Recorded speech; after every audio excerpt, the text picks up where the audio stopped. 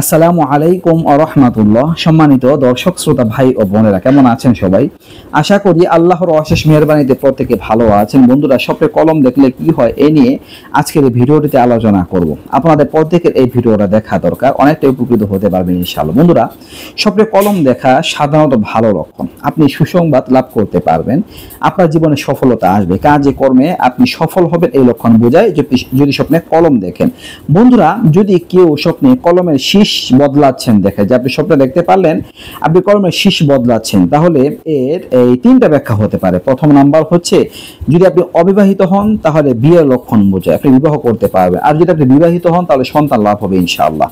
আর ইহা ছাড়া আরেকটা ব্যাখ্যা রয়েছে যে প্রভাব প্রতিপত্তি অর্জন হবে যদি শীষ বদলাতে দেখেন। সাথে সাথে বন্ধুরা, যদি আপনি স্বপ্নে কলমে কালি ভরতে দেখেন, যে কালিতে পূর্ণ করছেন, কলমের শীষে আপনি কালি ঢুকাচ্ছেন, এরকম স্বপ্ন যদি দেখেন তাহলে ভালো একটা লক্ষণ। এরকম স্বপ্নেরই ওই তিনটা ব্যাখ্যা, অর্থাৎ আপনার হয়তো বিয়ে হবে, কিংবা আপনার সন্তান লাভ হবে, কিংবা প্রভাব প্রতিপত্তি অর্জন হবে।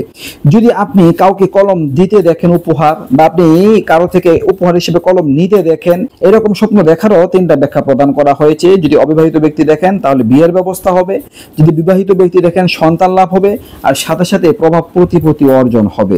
আপনি যে অবস্থাতে থাকেন না কেন, আপনার একটা সম্মান অর্জন হবে, একটা ব্যক্তিত্ব অর্জন হবে, স্বকীয়তা অর্জন হবে ইনশাআল্লাহ। দর্শক, এই ছিল কিছু স্বপ্নের ব্যাখ্যা নিয়ে আলোচনা কলম সংক্রান্ত। তো আশা করি বুঝতে পারছেন।